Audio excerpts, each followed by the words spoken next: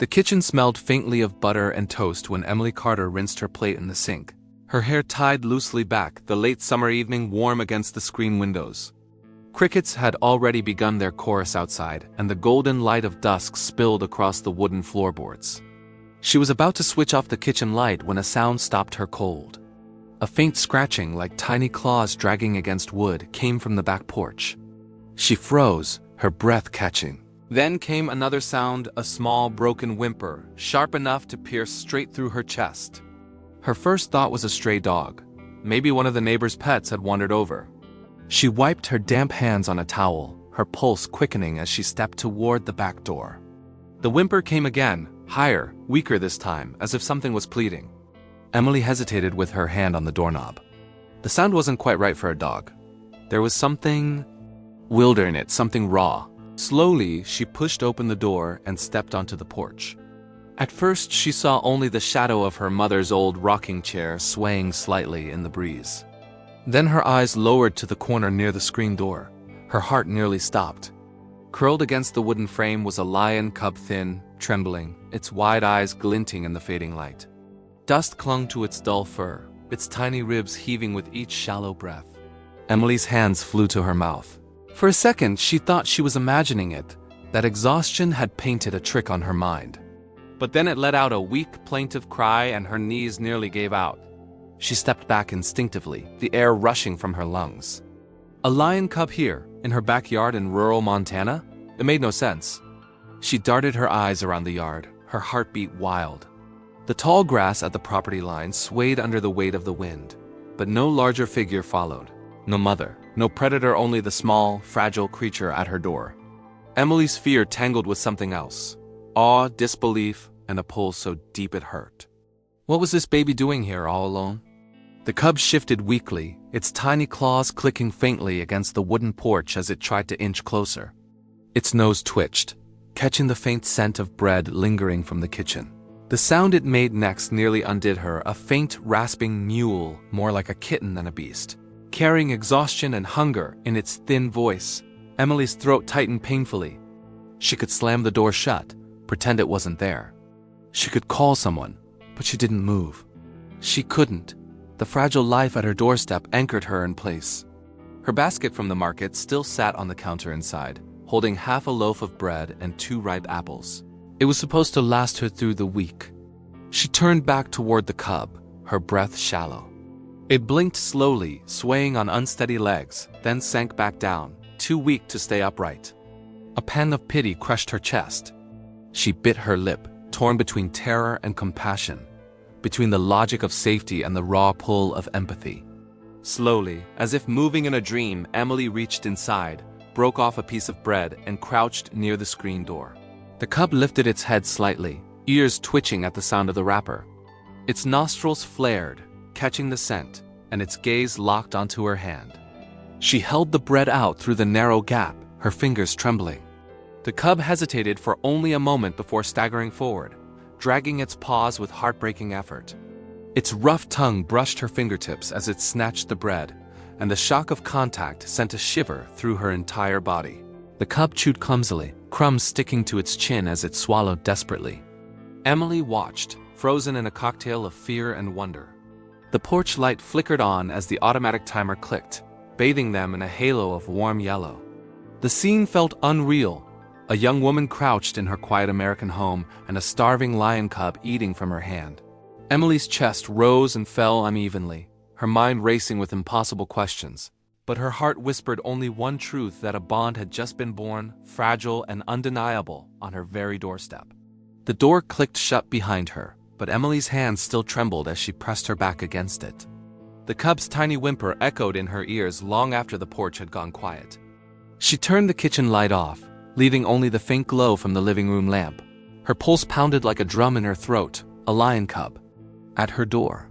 She ran her palms over her face, trying to ground herself. The world felt tilted, as if she had stepped into some strange dream. She peeked through the curtain again, her breath fogging the glass. The porch was empty now. Only the rocking chair swayed gently, creaking with the night breeze. The cub must have crawled back into the grass, too weak to linger. Relief washed through her chest, but it was tangled with something sharper guilt. The way its eyes had followed her, the sound of its fragile cry, clung to her like thorns. She whispered into the stillness, "What are you doing here, little one?" Her words vanished into the night. Emily paced the living room, the old floorboards creaking under her bare feet. Should she call animal control? If she did, they might come with trucks, tranquilizers, cages. Would they help the cub, or would they treat it as a threat? And what if it wasn't alone? What if its mother prowled somewhere at the edge of the property line, hidden in the tall weeds? She pictured golden eyes gleaming in the dark, waiting for a chance to strike. A shiver traced her spine. The house seemed suddenly fragile, its wooden walls too thin, the glass of the back door too breakable. Every sound outside grew louder. The distant call of a night owl, the rustle of leaves against the siding, the creak of branches swaying in the wind. Emily climbed the stairs to her room, but sleep refused her. She lay staring at the ceiling, her ears straining for the faintest sign, the scrape of claws, the low rumble of a growl, the helpless cry of the cub. The silence was heavy, pressing down on her chest like weight. When at last she drifted into a shallow sleep, her dreams were tangled with flashes of golden fur and thin ribs, of a tiny head pressed against her ankle. She woke with a jolt sometime past midnight, convinced she had heard a low growl outside her window. She crept to the glass, heart hammering. Only the swaying shadows of the backyard met her eyes, stretched long by the moonlight. Yet she couldn't shake the sense of presence, the eerie feeling that something was out there watching. Emily pulled the curtain shut and sat on the edge of her bed, her head in her hands. She whispered to herself, as if saying it aloud might make it true. It was just a cub, that's all. But another thought gnawed at her. What if it returned? What if it was out there right now, waiting? Her chest ached with the memory of its fragile body pressed to the porch wood, of its desperate tongue against her fingertips. Compassion and fear warred inside her, neither willing to give way. The night dragged on, the house creaking with the weight of silence. Emily stayed awake, staring at the faint glow of her alarm clock, minutes stretching into hours. She told herself she should be grateful nothing had happened, that she hadn't woken to a lioness breaking through the screen door, or to neighbors screaming. And yet, beneath the fear, another truth pulsed quietly. She wanted to see the cub again. She wanted to know it had survived the night. By dawn, pale light seeped through the curtains. Emily stood by the back door again, mug of coffee warming her hands, her eyes locked on the yard. The tall grass glistened with dew, the air cool and damp. Her heart thudded unevenly as she slid the curtain aside. The porch was empty. She almost exhaled in relief, but then she saw it, faint paw prints pressed into the dirt just beyond the steps, small and uneven. Her chest tightened. The cub had been there again, in the shadows of the night. The morning passed in a blur, Emily trying to distract herself with chores, folding laundry, sweeping the porch, watering the small potted plants near the kitchen window. Yet her eyes kept drifting to the backyard, to the line where the grass grew tall and wild beyond the fence. Each rustle of leaves, each shadow that shifted under the sun sent a shiver down her arms.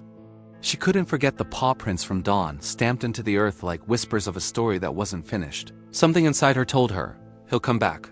By late afternoon, as the heat softened and the crickets began their chorus, it happened. A faint sound reached her ears through the open kitchen window, the same fragile cry she had heard 2 nights before. Emily's hands froze over the cutting board, the knife hovering above an apple. Her chest tightened, her breath caught. Slowly, she turned toward the door. There, on the porch once again, stood the cub. His body seemed even thinner now, his legs unsteady, but his eyes were locked on hers with a desperate kind of hope. Her heart broke at the sight, but her fear returned just as quickly. If the cub was here, could the mother be near? Emily's gaze darted over the yard, scanning every swaying stalk of grass, every stretch of shadow. The cub gave another tiny cry, louder this time, and it cut through the air like an invitation. Emily's pulse thundered in her ears. She whispered, "Please don't call her," as though the little one could understand the danger his cries might summon. The cub stepped forward, claws scraping softly against the porch boards. Emily swallowed hard and knelt again, this time with half an apple in her palm. She slid the door open, only a crack, enough to slip her hand through. The cub staggered toward her, weak but determined. When its tongue brushed against her skin again, Pulling the apple from her fingers, she felt a wave of awe stronger than before. It trusted her. In this vast, unfamiliar world, the wild little soul had chosen her. Then a noise. A low rustle, heavier than the wind, moving through the grass at the far edge of the yard. Emily's stomach dropped. She froze, her hand still pressed against the frame of the door. The cub chewed clumsily, oblivious, while her ears strained for the next sound. The rustle came again, closer this time, followed by a crack of a branch under weight. Her skin prickled. Her eyes scanned desperately, heart hammering, expecting to see a golden silhouette emerging from the grass. For a moment, the world held its breath. The cub paused, licking juice from its whiskers, as though sensing her sudden stillness. Emily didn't dare move, didn't dare blink. The silence was so sharp she could hear her own heartbeat in her ears. The porch light flickered to life as dusk deepened, casting long shadows across the yard. Somewhere in the distance, a dog barked, then fell silent again. The weight of the unseen pressed down on her, heavy and suffocating. She thought of slamming the door shut, locking it, pulling the curtains closed, but when she looked down, the cub had pressed itself against the doorframe, its small body trembling but insistent, as if seeking shelter by her side. Compassion and terror collided in her chest. She wanted to protect it, but every instinct screamed that danger lurked just beyond the fence. Her hands trembled against the frame. She whispered, "Where is she?" To the night, her voice breaking. The grass swayed one last time, then stilled. The silence returned, vast and heavy. No lioness appeared. Yet Emily couldn't shake the feeling that eyes had been watching, measuring, waiting. The cub nuzzled its nose against the doorframe, letting out a small, almost pitiful chirp. Her chest ached, against all logic, against every warning flashing in her mind. She knew one thing for certain. The bond between them was deepening, and with it, the risk. This story was no longer about chance, it was about trust, and the fragile line between danger and connection.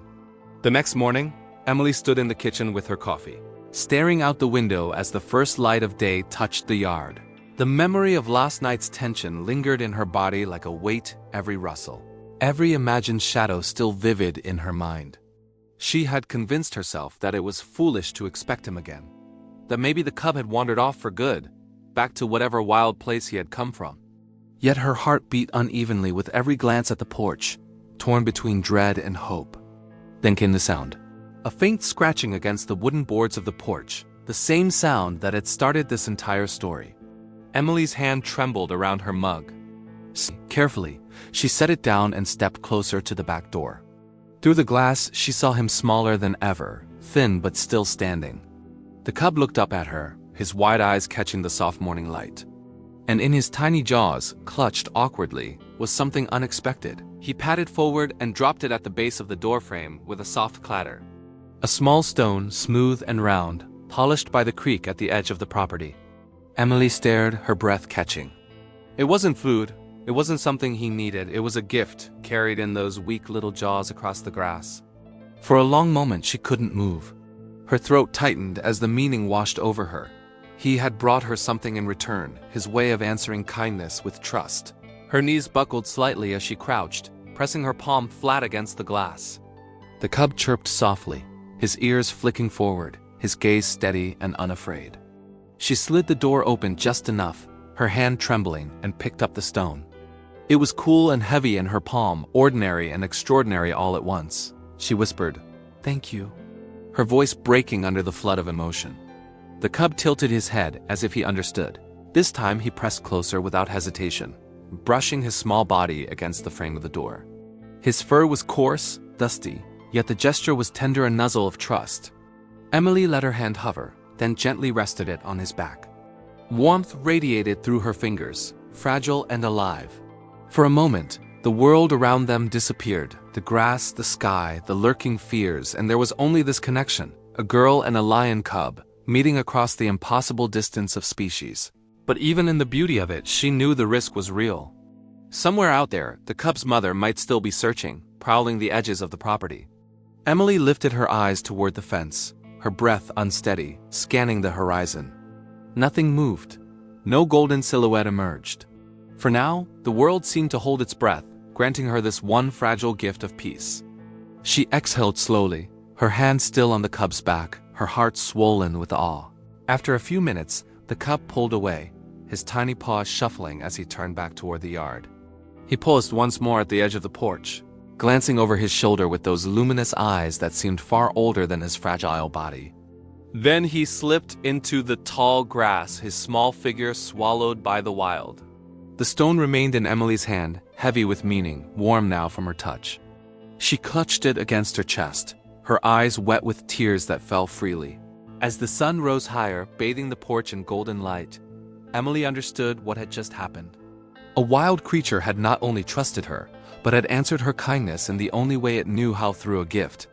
It was a lesson etched deeper than words, that compassion can cross any boundary, that trust is its own form of language, and that even the most unexpected visitor at your door can change you forever. She stood there in the quiet morning, holding the stone close, her heart full of something she hadn't felt in years' hope.